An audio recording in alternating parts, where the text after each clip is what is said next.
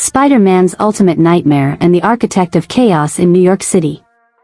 Norman Osborn is not just a villain but a force of psychological destruction.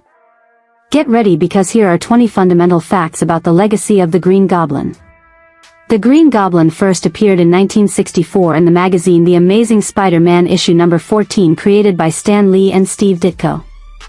Originally, Stan Lee wanted the Goblin to be a mythological demon, but Steve Ditko insisted he should be a human corrupted by technology. Norman Osborn was a billionaire industrialist and owner of Oscorp who transformed into the villain after testing an experimental strength-enhancing formula on himself. The Goblin formula gave Norman superhuman strength and rapid regeneration, but the price was the total loss of his sanity, creating a psychotic personality. He was the first villain to discover Peter Parker's secret identity, which changed the dynamic of Spider-Man stories forever, making the fight personal.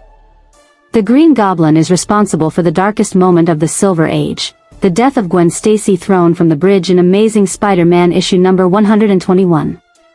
Norman Osborn died shortly after Gwen's death, impaled by his own glider, but returned years later, revealing that his regeneration saved him. During the time Norman was presumed dead, his son Harry Osborn took on the mantle of the Green Goblin, starting a tragic cycle of addiction and revenge. The Green Goblin glider is a marvel of engineering, armed with missiles and blades capable of reaching incredible speeds in urban environments. His iconic pumpkin bombs have different variations, including concussion explosives and hallucinogenic gas that neutralizes Peter's spider sense. In cinema, Willem Dafoe immortalized the villain in the 2002 film using a metallic green armor that divided fan opinions at the time. Willem Dafoe demanded to do most of his own stunts in the film to ensure the Goblin's movements were manic and authentic. In the Dark Reign arc, Norman Osborn managed to deceive the government and became the leader of national security, creating the Dark Avengers. During this period, Norman assumed the identity of the Iron Patriot using a stolen Tony Stark armor painted with the colors of the American flag. The Green Goblin once merged with the Carnage symbiote, creating the terrifying Red Goblin, one of the most powerful and violent versions of the villain. He possesses a network of spies and hideouts scattered throughout the city called the Goblin Nation, ensuring he is never fully captured.